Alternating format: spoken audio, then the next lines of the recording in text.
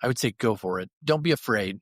Think back to what you dreamt about and what you saw, and just give it a shot. From cornfields to high-rises, office to industrial, houses to hotels, and every other asset class in real estate, we cover the people, the projects, and the profit.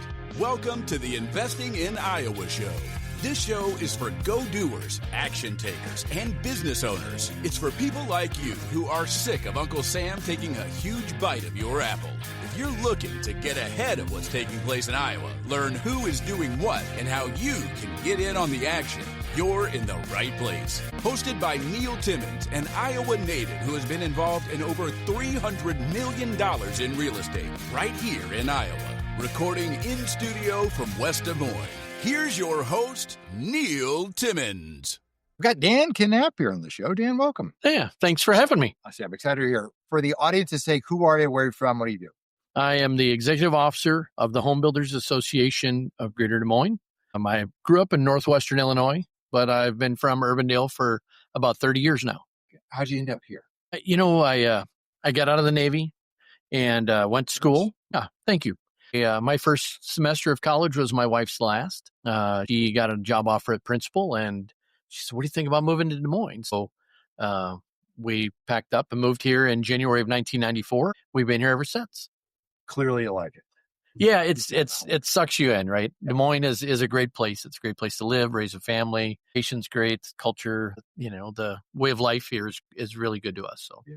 Let's talk about that. I know we'll get to what you do today, but let's talk about back then. What did you end up doing when you got here? I was in the Navy for 6 years and I fixed electronics. So they sent me to school for 2 years, very specialized. Then I actually fixed electronics for 4 years and thought that, that'd be a great job or great career for me. And so we moved to Des Moines and I applied everywhere that was accepting, and some places that weren't. I said, "Hey, I can fix your electronic systems," and nobody would offer me a job because I didn't have a degree. I didn't have an associate's degree. I certainly didn't have a higher degree than associates. So you had 4 years of actually doing the thing. Yeah. In the middle of the ocean, if something broke, you had to be able to fix what you need, or the ship can't navigate, or you're also not going to Menards, Lowe's, Home Depot, or in any sort of, Johnston or any place that comes to mind where you're going to go get a part. Correct. Yeah. We had to be self-sufficient. So I did that for 4 years, got out, couldn't find a job. So remember back then, right? The Sunday paper had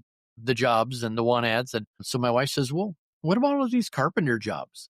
So funny enough, I called the guy and he says, I've got 2 guys with experience that are supposed to start tomorrow, but history tells me one of them probably won't show up. So if that happens, I'll call you tomorrow night. You could start Tuesday. And I said, "I don't know anything. I don't own a tool," but I said, "I'll be there every day. I'll learn fast. I'll work hard." And sure enough, Monday night he called me and neither of them showed up. So he called me and I said, "Just a reminder, I don't know anything." He said, No, you're good. I'll lend you the tools that you need. And as time, if this works out, then you buy your own. If it doesn't, give them back, and no harm, no foul. We tried. So about a year later, I was actually running a framing crew for him. So I went from knowing nothing to being able to do the job well enough to run a crew. And I worked for a company called Hampton Homes, and the president of Hampton Homes here, when it was 30 below wind chill, or if it was 110 degree heat index, he'd come out to the job and I was the only one there. So eventually he's like, why are you killing yourself? You ever thought about actually learning how to build houses? So I learned a trade, and it brought me to where I am now. I built and remodeled for about 22 years. I once totaled it up in about 700 homes over a little more than 20 years. Part of that was during Regency Homes and Regency Builders time. I ran their custom home division. So there were years when I was responsible and closed over 80 houses, with the small team that I worked with. So those numbers are a little skewed. We didn't build 80 houses every year, but 700 homes led me through 5 or 6 different companies, started companies, ran companies, tried my own company, and just got to the point where, I tell people my midlife crisis wasn't a Corvette. It was, what am I supposed to be doing with my life? Where am I going, right? I helped a lot of very well-off people build some really nice things. And do I want to keep doing that, or do I want to try something else? So that was kind of my midlife crisis. All those years, 700 homes, you've seen a lot from people, how they attack problems and how they approach challenges. And that means people on a day-to-day basis that show up to work. And then also you built some fairly high-end homes over the years. And so that also means, the person, the owners who've entrusted in you to build, what ultimately maybe their dream house. I learned several things. I learned how to read people. I learned how to communicate to people and make sure that they understood what I was saying and when I was saying it. And this was for at least a good portion of that, pre-email and recording the way that we do now. So you had to be very clear. You had to document things. I learned that some people just suck and some people are phenomenal. And you have to learn how to operate within that range on both ends of the spectrum. So you have to be able to take control of yourself and make sure that you're not going too far one way or the other, because in that range, you still don't want to suck yourself, because then that product, the relationship, everything's is gonna go downhill. So I really learned how to read people and like I said, documentation was important to us, communication. I think that there are a lot of people in our industry that become builders suddenly. A lot of realtors, a lot of bankers. And I tell people a lot, it's really easy to build a house. It's really hard to build a home building company. So to build something that endures and 20 years from now, you're still there. And if these people want to build again, they want to come back to you. That's really something. And it's hard to do that. What makes that so challenging? The function of building a business, any business, versus just doing the one thing, baking a cake versus making a whole bakery. A lot of people think about what's here right now, whether it's the money side of things or this is really quick, we can do it, we can get out, but they don't think the long term. How do we build processes? How do we document? How do we, if that proverbial bus hits us, how do we make sure that we sustain? So they're thinking about, and they see the money, and you can see all the fancy trucks and the toys and the boats and the campers, and it's still there, right? We hear all these stories about buying private planes, and I was nowhere in any of those realms, but these things happen. So money can come quickly, and it can also go away quickly. So if you don't plan accordingly, it's pretty easy to get upside down fast in this industry. Well, it's also an industry that's heavily financed by debt. For sure. This isn't a cash-rich industry. It is a debt-rich industry, and all those toys typically come with additional debt. Yeah. It's been my experience looking from the outside, and no doubt you can do very well, but there's a lot. Local community banks have got a big share of this pie that goes into those things that go vertical. Yeah.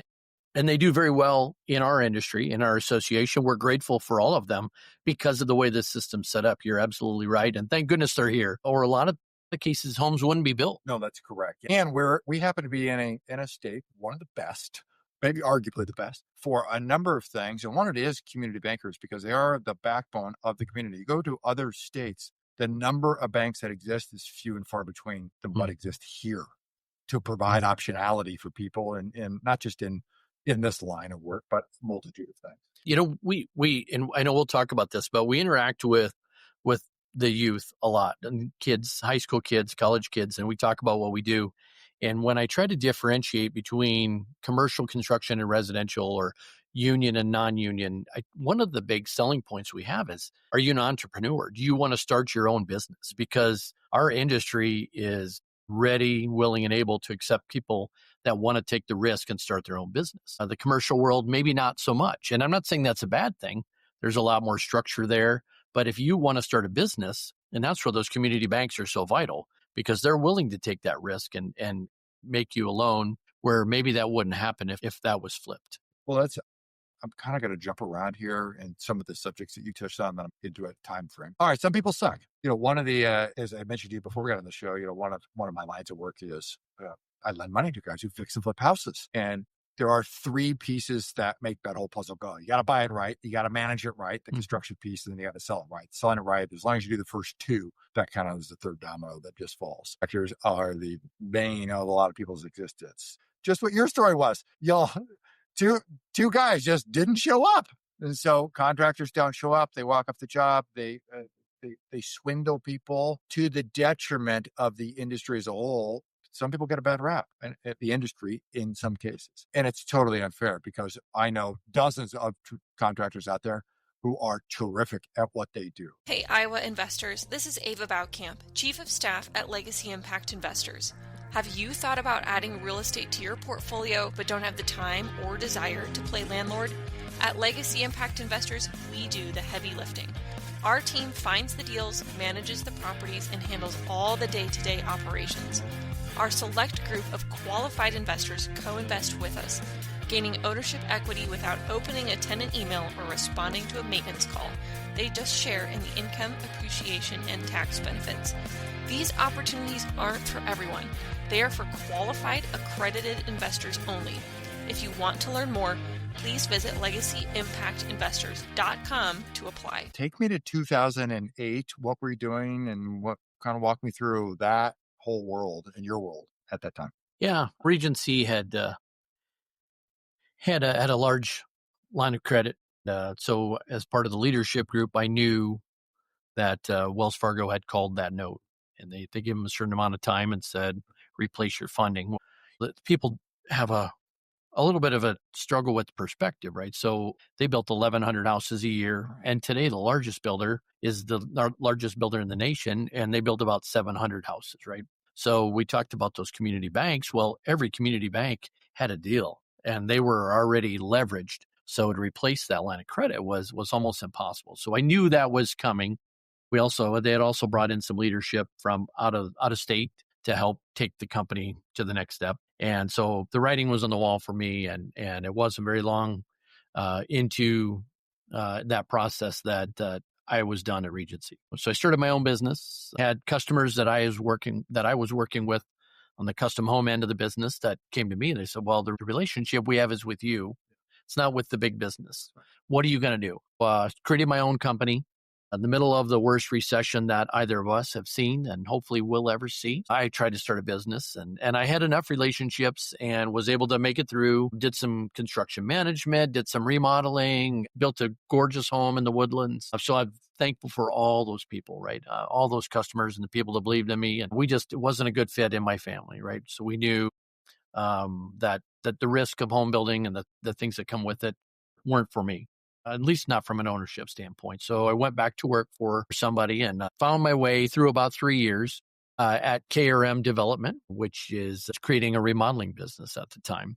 And so I helped Kirk and Amanda build KRM renovations, and got to the point where I was doing that soul searching moment that I referred to. I had been the volunteer president of the Home Builders Association in 2010 when I had my business, and I knew what we were doing as an association, where we needed to go. And I constantly saw churn at the executive officer position. They were all industry professionals, but they didn't really care about home building. To me, home building was my entire adult life. So I didn't know how to run a business, the association, but I knew about home building. So I knew what our members needed. And so in 2014, the opportunity came where our executive officer left, and I told my wife, I said, I think I want to do this. So I lobbied the board and got them to give me a chance. And that was 2014. And now 10 years later, I'm still there, and things seem to be going very well. Tell me, define, what does the Home Builders Association do? And then one step further, what do you do as a result of the cause? Okay. Yeah, we're a trade association at its core. So we lobby to try to keep government out of the way of our members. A lot of people want to own their own business for a lot of different reasons, but they want to run their business the way they want to run it. You want to make your own rules. And obviously there are big government rules that define what we do. But when we can get to small government and keep them out of the way or affect what the big government thinks, that's a good thing for those of us that are small business minded. So we try to affect change that will cause that. And then we also create a way for our members to network with each other. So Susie the plumber wants to meet John the builder, and John the realtor wants to meet Kim the builder. And so we try to mix them up so that way they have networking opportunities. And then the last thing we do in large part is we try to promote the industry to the consumers. So that way that plumber and that builder that we just referenced have a way to get found by the consuming public. So we host industry trade events. We have what's called the Home Show Expo, which I guess I didn't ask you when this is going to go on air, but September 12th is our member night party. And then through the end of September is our 3-week show where people can come out and touch, feel, look. It's pretty easy for anybody to find on the computer they carry in their pocket whatever they want for information. That doesn't mean it's right, doesn't mean it's wrong, but when you can't touch it and feel it, it's still not the same. So come out and see what those new trends are, what those new products are, the faucets, seeing that image. I know we all have high def resolution now, and it's easier to see what we couldn't do before, but that home show is really the best way for us to promote housing. That you got to meet a number of people. You got to see who's doing what, right? Mhm. You could go online and go, yeah, that house looks great. I'll just go have somebody build it, because anybody could build just about any plan, Right. but they'd all end up with a different experience and a different outcome. It Right. may look about the same in the end, but how you get to the finish line is very different. And seeing at the home show and understanding and meeting the people who's doing what right now in the environment, what does that finished product look like? Get a different feel for people. It's the most critical piece that I think gets overlooked. When people just look at price and they're driven by the bottom dollar, they're going to have most likely a bad experience because they're not focusing on the right thing. That relationship is the most critical piece, because what I can tell you, my experience tells me that remodelers are really good at planning because people live in the house. Home builders are really good at firefighting because things go wrong throughout the process. And it's not necessarily because that homeowner's not there every night, but there's an element of that, right? So if you come home and you say, hey, Joe, remember we said that faucet's supposed to be on this wall, not that wall, right? You see it that night, it gets corrected the next day. Well, if you've got you have an error like that in a home building process, it may not be found until a month later, right? So then you got to fix it. So having that relationship where you can approach your contractor and say, you know what, this is wrong. And you're not afraid of that. You know that the things are going to be dealt with the right way. They're going to be fixed correctly. And if you focus on the bottom line, you're not necessarily going to get that oversight. You're not going to get that empathy. You're not going to get the relationship that you need to make this process go well. Yeah, that project gets managed very differently. Yeah, and the home show is the perfect place for you to actually meet them. The home builders, this year we've got 7 homes. The home builders are on site most of the show. So if the show's open, you're likely to catch that contractor on site and actually have a one-on-one conversation. Now, if it's Saturday and there's 400 people on site, then you may not have an hour-long dialogue with somebody, but you get to introduce yourself, get a feel for them, set up a time. Nothing against realtors, but you're not meeting an agent on an open house on Sunday. You're meeting Susie, the builder, in that house, and she's going to take you through and say, this is what we did, this is why we did it, this is what we would do for your house. It's critical, and have that one-on-one dialogue is I can't emphasize it enough how important it is. Dozens of people who have done their own custom home, and they often use this as a vetting process to go meet people, to vet people, to understand that. And certainly, let's be candid, and maybe put some numbers to it. I mean, a custom home, you're at $1 million, pretty darn easy. I would imagine in today's environment. I mean, you're spending real money in that relationship, because there's a lot of time that's got to go into this from a planning and then from an execution standpoint. That relationship is critical. Well, absolutely. And when you think about it, even though Des Moines it's significantly larger than when we both started in the industry, we're all going to buy faucets pretty much at the same 2 or 3 places. We're going to buy our appliances at the same places. Our lumber is going to come from a handful of places. So we're all buying the same products from the same vendors at a similar price. So there shouldn't be a lot of disparity. If you go in and you meet with 2 people and you give them a set of plans and a scope of work, and one of them is $100,000 less than the other, something's wrong. Maybe with both of them, but if the red flags don't go up instead of the dollar signs going up, then you're looking at this the wrong way. So 7 homes in the home show. What are the price ranges? We don't fully have that yet because they're not done, but the I don't say modest. The entry point is about $1 million, and the largest one is about 2.6. So there's a lot of unique architecture, things that we would see normally in Palm Springs or in California, not in Johnston, Iowa. It's really neat. It's fun to go out there this year. A lot of flat roofs, very modern, one that's Scandinavian architecture. I mean, we've got some really neat things, and we're really excited about it. Yeah, no, that's fantastic. Talk to me about skilled trades. To me, there has been an argument over several years now that the value proposition of a higher education, wherever that comes from, that certificate, that 4-year university, is coming under a lot of pressure. A lot of questions going, do we really need a degree at X, and how does that actually transcend into a job? there has been a tremendous movement, I think, in the skilled trades. And, over the last 24 months or so, I see it even more because of AI. Hey, AI is going to replace all these things. All these higher institutions taught all these kids how to code, and now you don't need to code. AI just codes for you. But the likelihood of it replacing a skilled trade is not very probable, which just adds to an additional argument that these are really valuable jobs, really pay very well, and they're going to be around for a very long time. Yeah, the sad thing, you're absolutely right. The sad thing is that they've always been very valuable jobs, and they've been around for a long time.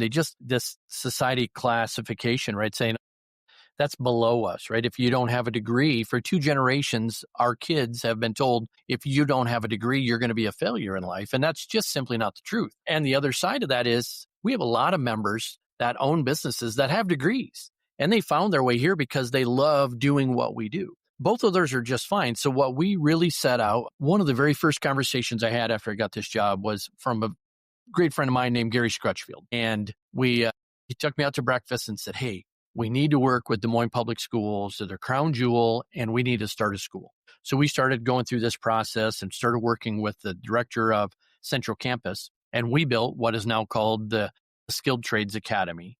They had some programming. They lacked some programming. They needed some teachers. They needed some build out spaces. So we raised money, and over three years, Iowa Skilled Trades helped Des Moines Public Schools create the Skilled Trades Academy, which this fall will have 600 students enrolled in, which is phenomenal, right? But we weren't getting a lot of traction because those parents still, that narrative was go to school, Johnny, go to school, Susie. So we actually brought Mike Rowe to Des Moines, Iowa. A lot of people still don't know this, but 2017, we brought Mike Rowe to Des Moines. We celebrated what we did, and he challenged us, and he says, well, what's next? What do you mean, what's next? And so, well, building the school was the easy part. How are you going to get the kids and get the parents to do this or allow them to do this? We went to Springfield, Missouri, and visited a program called Build My Future. And what it is an immersion event. So the students show up. If they want to lay brick or if they want to wire a switch, they do what they want. Operate cranes. They do anything that they want in our world. And we want to really introduce them to just that 4-hour window of their life to the opportunities that exist in our life. When they go home, Susie's mom is still going to say, yeah, Susie, remember Iowa State's calling. You're going to go to Ames. But at some point, Susie may come to the reality that either sitting in the cubicle she's in isn't what she wants to do, or after 3 semesters of loving life at Iowa State, she's like, you know what, this isn't for me. We want her to think of that day, right? She can still go back to Starbucks and she can learn to be a barista. She can do all these different things. There's a lot of non-degree types of careers out there, but we want her to think about ours and remember that day and say, you know what, I kind of like welding, and I heard welders make 6 figures. I heard that that's a really great career. So we created this environment where we're trying to introduce kids to just see a snapshot. And then we do have a signing day celebration every year. This year, I think we had 22 kids that were committed that at the end of their high school career, they were going to the electrical union, they were going to go to Bell Brothers, and they were going to learn a skilled trade, and that was going to be their career. So to me, since I couldn't get a job doing what I was trained to do, I had to learn how to swing a hammer to find my way through life. I'm glad I did because it's given me a unique lens. And now I want to pass that on. I want to pay that forward. So Iowa Skilled Trades is a big passion of mine. It's close to my heart, and I see it doing even more things in the short term. So, well, coming from a guy who is the most skillless man you'll ever meet as it relates to physical trades and these things, even though I've been involved in hundreds of remodels, what you've just described is not inside my skill set. So God bless you for the work you do and the people you inspire and the people in the skilled trades. Otherwise, the people like me we'd be on the street. We wouldn't even have a house. Yeah, thank you. And I don't want to give myself too much credit because I couldn't do those things either. When I was managing a construction site, I wanted to know the answer. But when people ask me what I do, most of it was cleaning up. I was vacuuming and sweeping to make sure the job felt good. But I had very talented people all around me that did things I couldn't do, right? So I was good at lining them all up so that way we could make the product at the end look like what they were dreaming of. If you're a house flipper, execute the burst strategy, or do double closings and are in need of money, Little Guy Loans is your go-to lender here in the Des Moines area. Time is money. Loan approvals in 24 hours. Closings in 5 days. Little Guy Loans was founded by Neil Timmins, an investor just like you. Since he has been in over 10,000 homes in Des Moines, there's never an appraisal. Houses, multifamily, and commercial property loans up to $1 million. Check out www.littleguyloans.com. Looking back over your career, you've seen lots of home builders succeed and a number of them fail. A lot went through that in 2008 across this whole country. A lot of people in business, not just home builders, but the people who run all sorts of skilled trade businesses. The people who get it right, who operate a successful business, the people who get it right, what are they doing that has ensured their success? And the people who get it wrong, what did they miss? Where did it go wrong? They're able to see their weaknesses. We have a lot of great plumbers that somebody says, you should start a plumbing business. A lot of great electricians or great trim carpenters, framers. Hey, you ever thought about building homes? And they're really good at plumbing, but they may not be good at running a business. So they see the weakness and they're able to open up to that and say, how do I fix it? Or who do I bring in, right? A very good friend of mine ran a cabinet store here for a lot of years and is a fantastic kitchen designer, but he was terrible at running a kitchen business. And at one point he realized, I need to get out of the way and have a general manager. That weakness may be at a lot of different points, right? A lot of people don't understand bookkeeping or budgeting, or they don't know the HR side. Most of our people try to pretend HR doesn't exist, right? Until they're in a bad spot. And we have a lot of unsophisticated businesses in our world. And I don't mean that in a demeaning way, but it's easy to focus on the things you're really good at and you like and just put everything else off. So those businesses that are able to become well-rounded and actually bolster their team with people that complement and fix or cover their weaknesses are the ones that succeed. And really you see it. They really start to take off, because now all of a sudden, I hate doing not customer service, but service work after the job's over. I want to build the next new one. I don't want to go back and fix something. So it's easy to just make a call and say, hey, Joe, go help the Smiths. But it's hard to meet them there and say, let's do it right and make sure the Smiths are happy with it. So those people that will make that full circle happen are the ones that really take off. So find what your weaknesses are and then find somebody that's going to cover those for you, and be willing to accept that you're not Superman or Superwoman and that you need help. Those are the people that really succeed and do well. As you look into next year, 2026, what are you most excited about? Oh, that's a good question. I think that we keep hearing, and I certainly hope they're right, economists, all the prognosticators think that we should be on a stronger housing cycle than we are now through the end of the decade. At that point, the numbers flip, where the baby boomers are no longer the dominant house owners in our world. And so we're going to need less houses at that point. Plus, we're making less babies as a world, right? So our population's decreasing. So through the end of the decade, we think that, and all of our members that are tracking with us, all of the builders, whether they're members or not, are really anticipating a strong finish to the 20s. So I think 26 is really going to be the year that we take off in that regard. I don't know how prepared we are for that, because when we go back to the skilled trades topic, we lose, for every 5 people we lose, we only replace them with 2. So I'm excited about what can come, because if we can get a little bit of a rate drop and we can get a little bit of relief from the costs that we're seeing out there right now, whether it's operating costs of your business or operating costs of your loan mortgage, doesn't matter. That interest rate affects the entire cycle. If we can see some relief, all of our members think that things are just going to take off, because there's a lot of pent-up demand. Des Moines is still growing. And if they're right, and we're going to reach 1 million people by the time they say we are, if we add up all the rooftops we're currently producing, apartments, townhomes, and homes, we don't have enough housing to get to the 1 million by the time that they say. And if that's 2040, 2050, depends on who you talk to. Sure. We're still not producing enough homes or residences for that to be accomplished. Exciting things to come. It's going to be interesting to see what, I know a lot of people are on pins and needles to see, we're going to get some rate relief this year. And then what does that mean? Does it set us up for next year to keep this thing moving? Yeah, there's a lot of, it feels like pent up inertia, right? It's I it's agree. ready to just let that flywheel just whiz. Talk to builders, when I talk to bankers, and when I talk to real estate agents, they're all saying the same thing. Mm-hmm. So there's pent up demand. If we could end up with a little price and rate relief, right? I don't think it takes a lot. We may never go below 5 again. It didn't take doing that, but some, yeah. I think that the new buyers, if they can get into a product that's within their price range, right? Our first home was $60,000. That 700 square foot Beaverdale bungalow is now $190,000.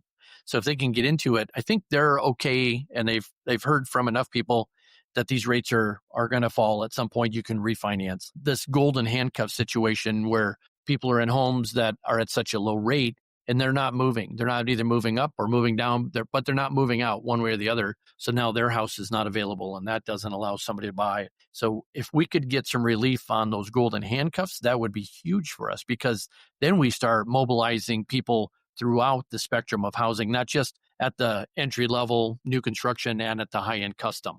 Well, there's multiple ways to do it. One of them is my idea, which I'll just flip to you real quick.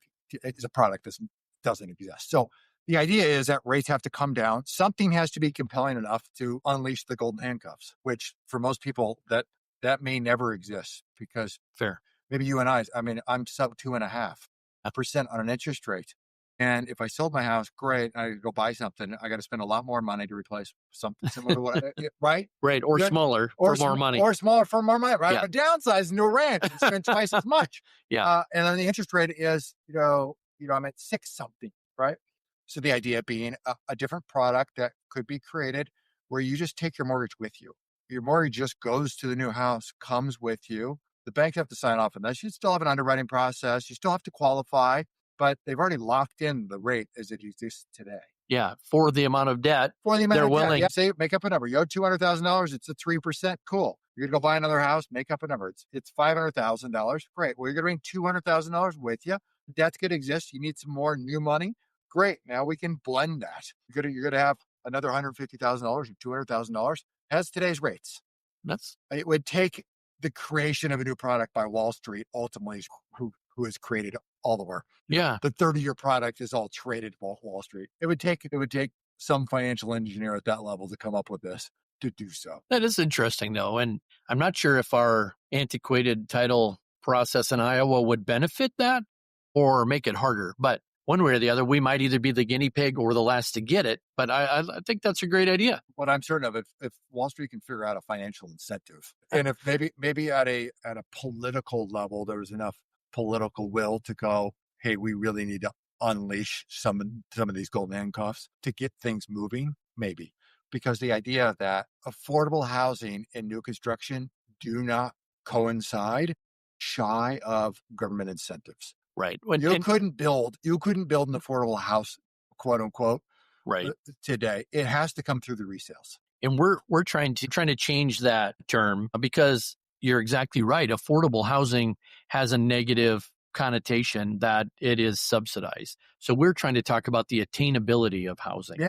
So how attainable is housing? So, I mentioned that 60 is now 190, right?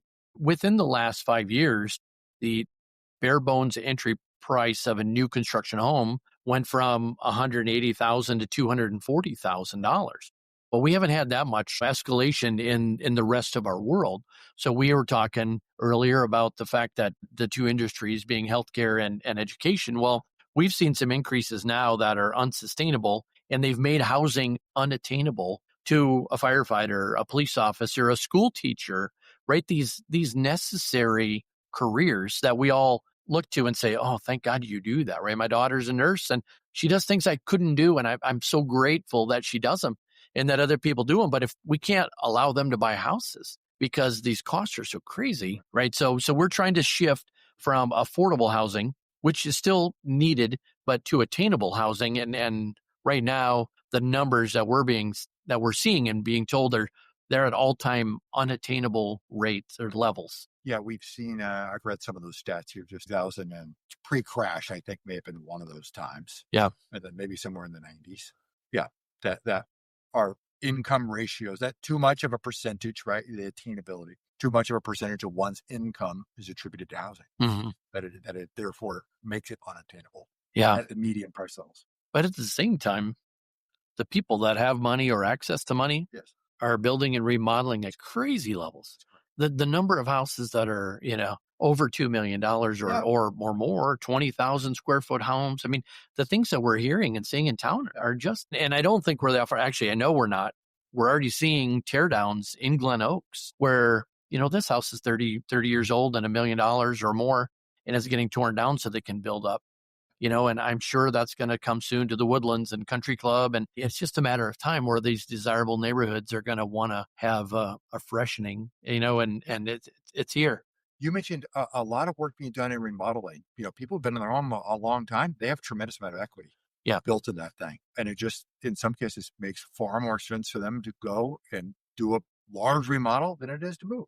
It is. You have to be in the right mindset. There's two thoughts. One is you're going to put more money in than you're going to get out, right? And there are things that absolutely every year will pay dollar for dollar for what you get. And some things, swimming pool is an example, right? You may get the love of your life out of using that backyard pool for 4 months a year, but you're not going to get the money out of it, right? May make someone not want to buy your house, or it makes them want to buy only your house. But you need to remodel your home for your own personal desires and the things you want in your life. Your lifestyle, your finishes have to be for you, not for resale at some point, because you're not necessarily going to get the money back on a lot of those projects. You may love your house longer and more, but that's what you want to do. And you want to focus on that instead of how much am I going to get when I turn this in 5 years. I couldn't agree more. If all you're worried about is resale value, we'd probably all enjoy it. Cool. Fair enough. Yeah. Dan, you ready for the final 3 questions? Yeah. If you had one piece of advice for your 20-year-old self, what would it be? Oh boy, that's a really good question. I would say go for it. Don't be afraid. Think back to what you dreamt about and what you saw and just give it a shot. One thing that I'm always shocked by, there's a prevalence of Bosnians that live in our community, and we're grateful for them. I don't mean that in a derogatory way, and they have no fear. Yeah. They'll build $1 million spec homes. Yeah. They'll start businesses because they've seen their life and their family's life shattered, and they're not afraid of what could happen here. We can't take it away from them, right? So I wish I had that lack of fear, brazen attitude when I was, and I'm not saying that either in a bad way. I wish I would have just went for it. So if I went back to my 20-year-old, I'd say, go for it, go do it. 2 books that changed your life. 7 Habits of Highly Effective People. And we use Traction. I don't know if you know what EOS is. Yeah. So we use Traction, and it's changed the way we operate our business. So both of those are, and honestly, EOS uses a lot of principles from 7 Habits, Stephen Covey's. If you were cast away on an island for a year, you could only get 3 pieces of data about your business each and every month. I let you define your business however you want, so you can take a second, set that up. But 3 pieces of data about your business each and every month. What 3 things must you know to know how your business is run? I would want to know. I'm going to use the HBA as my business, and I would want to know what our retention is, because if we're keeping our members happy, then that means they're staying. So they're not moving on. I would want to know how many of our events are being attended, because that also means that we're doing the right things and we're providing the content, whether that's a class or whether that's a home show. And I would want to know how willing are people to serve on our board, because if they don't see what we're doing strikes them in a way that they're like, I want to serve, then that means we're doing the wrong things also. So I think if I saw those 3 things for the HBA, then I would know that what's happening there are the right things and that we're affecting people the way that we need to. Yeah, that's lots of questions. It's been a fantastic conversation. What's one question I did not ask that I should have asked? That's a really good question. I don't know if you should have asked, but what I would have anticipated was talking more about the future and rates and how that's going to affect what we're doing. I think we covered that enough, but that's the one topic that we think we hear about a lot. We covered skilled trades a lot, so I don't think we missed anything there. All right, well, how about this? What's a general consensus for what interest rates will do and by how much through the end of 2025?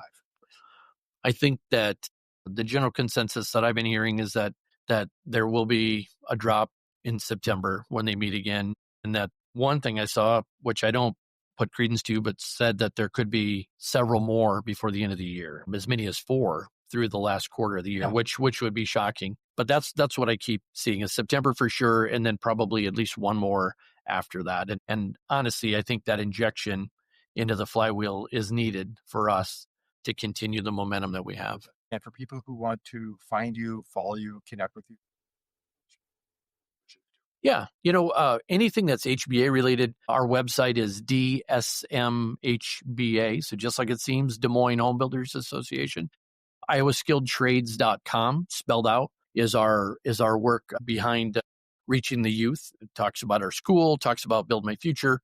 So one of those two sites, if you're on any of the socials, hashtag DSMHBA, will connect you with what we're doing on Instagram and on Facebook and all of those things. So good. Yeah. Thanks for below the show notes, everybody. Dan, I appreciate you being here. Yeah, thank you for inviting me. I appreciate it very much. Thanks for listening. If you're enjoying the show, may I ask a favor of you? Naturally, subscribe so you never miss an episode. But would you rate and leave an honest written review on Apple Podcasts? It does a lot for us here at the show, and I appreciate reading your thoughts. Great guests make for a great show. If you know of another Iowan who would be a great guest, or you yourself have interest in being a guest, well, get on our radar. Visit Investing in Iowa to fill out an application or recommend a guest. And if you want to connect with me one-on-one, go to LegacyImpactInvestors.com. Click on the Invest With Us button in the top right corner, and there you can pick a time for the two of us to get on the calendar and connect. Until next time, keep investing in Iowa.